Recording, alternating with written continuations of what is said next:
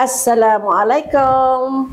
Jom Cik Ani tunjukkan cara Cik Ani buat kek. Mula-mula sekali kita nak pukul. Bertekap ni beratnya 227 gram. Gula halus 1 cawan ya. Kita pukul sehingga dia betul kembang ataupun betul-betul gula ni hancur. Saya masukkan telur. 2 susu pekat manis. Ini 1 sudu kecil. Esen vanila. Susu cair 1/4 cawan. Dah pun sebati.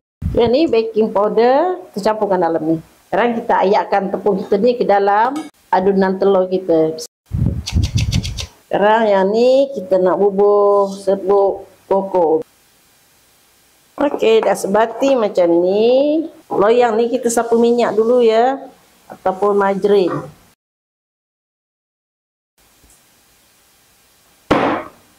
Kita conteng-contengkanlah sedikit. Kita bakar selama 1 jam, api atas bawah, suhu 160 darjah Celsius. Itulah rupa kek kita. Tu dia macam ni bunga dia, kek kita.